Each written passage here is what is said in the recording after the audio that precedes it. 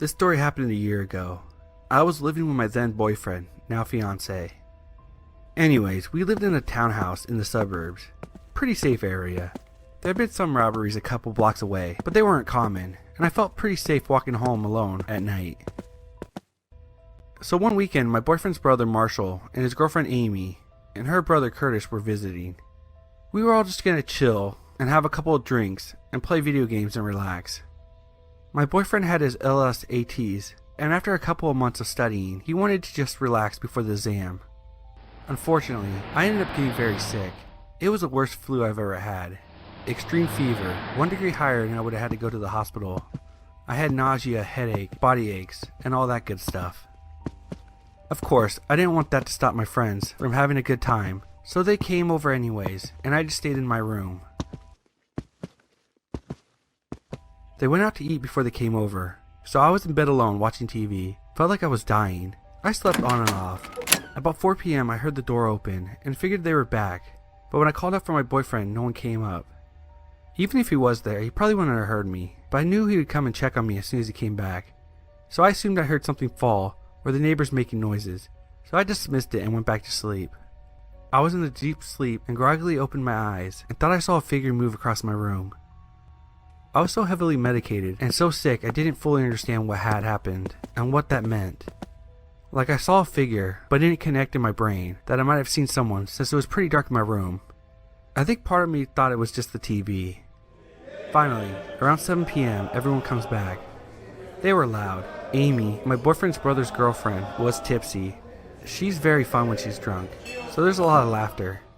My boyfriend comes in to check on me. He brought me some soup. He sat and talked about his day as I ate. I asked him to look in the basket under the bed to get a new bottle of aspirin. We had a full-size bed, and I had a basket under the bed where I kept extra pill bottles, shaving cream, and stuff like that. I didn't know right away, but thank God he looked under the bed. He put his head up and handed me the aspirin, but his facial expression had changed, like he had lost color in his face. I didn't think much of it and said thank you.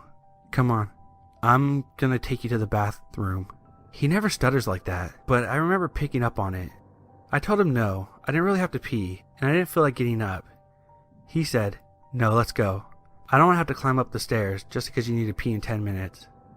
I remember feeling hurt by his words, but I knew he was right since I just had soup and half a bottle of water. He walked me downstairs, and I couldn't understand why he didn't just use the upstairs bathroom. I think I was so sick, I felt too exhausted to question. He sat me down on the couch. What's going on? I practically whispered this. He took out his phone, and his hand was shaking.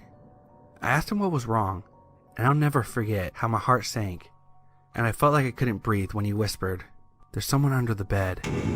Amy laughed, so I laughed, thinking it was a prank, but it felt serious. My boyfriend's brother suggested we get out of the house, so we did. As we were leaving, we heard a thud upstairs. We quickly left and drove away, then called the police.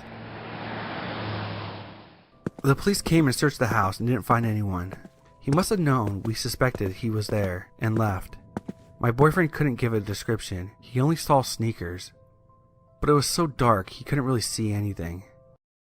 The scariest thing still leaves me on edge that the police found a knife under the bed. It was a small steak knife, but very dull and rusty. There weren't any killings in the area, so my friends assumed he just wanted a place to sleep. I'm not really sure how he got into our place, but I have some theories. I'm really proud of how my boyfriend handled everything. He's a calm and collected person, but I always assumed he wouldn't be that way in a crisis. I just hope I never see this person again.